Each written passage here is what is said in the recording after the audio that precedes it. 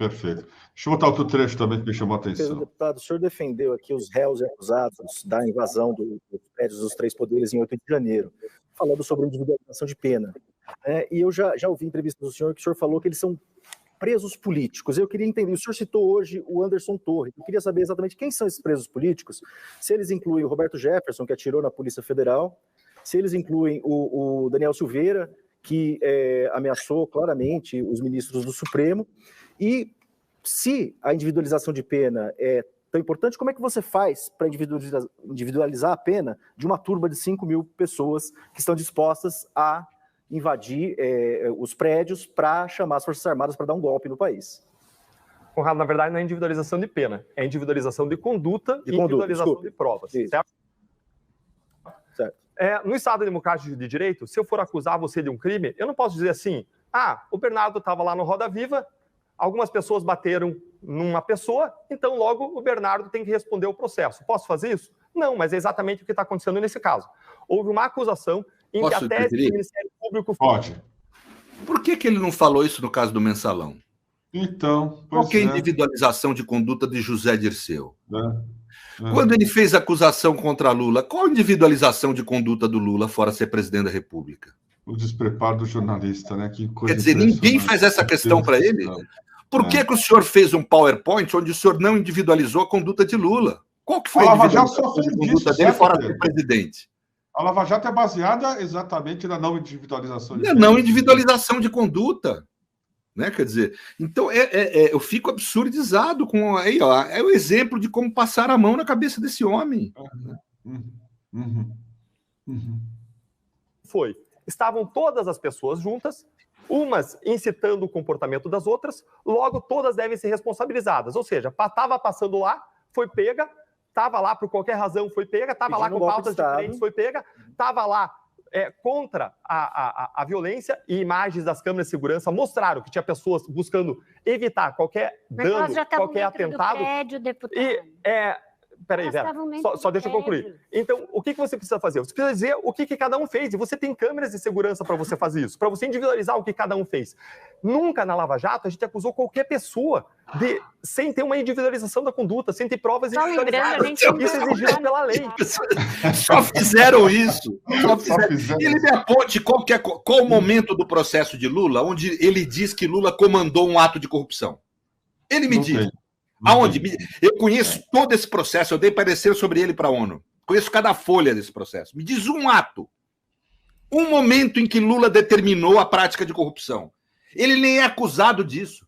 Ele é condenado por corrupção, mas não é acusado disso. Então vejam que é de estarrecer isso. É de estarrecer essa cara de pau e a forma como os jornalistas passaram a mão na cabeça desse sujeito. Ele, quando aponta o PowerPoint, por que Lula seria o líder? Porque ele é o presidente da República. Isso não é individualização de conduta. Isso diz respeito ao cargo que Lula exercia, não a conduta dele. Qual a conduta que Lula teve? Qual conduta? Qual o tempo, quer dizer, o horário e o dia que Lula mandou praticar corrupção na Petrobras? Ele aponta isso na acusação dele? Não. Não há individualização de conduta. Ele não aponta qual dia e horário e com quem Lula falou que comandou corrupção. Ele não fala isso, então não houve individualização de conduta para acusar Lula de corrupção. É mentira o que ele está falando. Isso é desinformação, no mínimo, dos jornalistas. É mentira. O caso Lula é o maior exemplo, porque ficou muito público. Então é fácil as pessoas entenderem.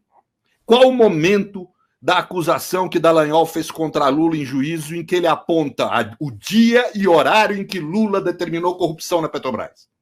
Isso é individualização de conduta. Ele fez? Não. É mentira. Isso que ele falou no Roda Viva é mentira e tem que ser apontado como isso, uma mentira. Que o jornalismo passa a mão na cabeça dele porque enrolou sua biografia com essa mentira. Porque veiculou, em troca de informação sigilosa, veiculou essa mentira como se fosse verdade. É esse o grave problema do jornalismo brasileiro. Falta de ética mínima na forma de divulgar informações que são de interesse público. Isso é grave. Isso é muito grave. E continua havendo esse comportamento. Porque deixar esse cara falar essa mentira... Era o caso de perguntar para ele qual o momento da sua denúncia contra Lula que o senhor apontou o dia, a hora, local e pessoas envolvidas na conversa onde ele determinou, ele comandou para a corrupção na Petrobras. Não tem. Não tem. Não houve individualização. Quer dizer, isso eu estou falando do caso de Lula. Né? Todos os outros casos foram assim, quer dizer, tudo indutivo. Ah, não, mas calma aí, o Lula estava no apartamento tal dia. A conduta individualizada do Lula ter ido visitar um apartamento não é crime. Eu posso visitar o apartamento que eu quiser. Ah, não, mas ele tinha um contrato, não estava assinado. Tinha uma proposta de contrato não assinada. Quer dizer, isso é nada.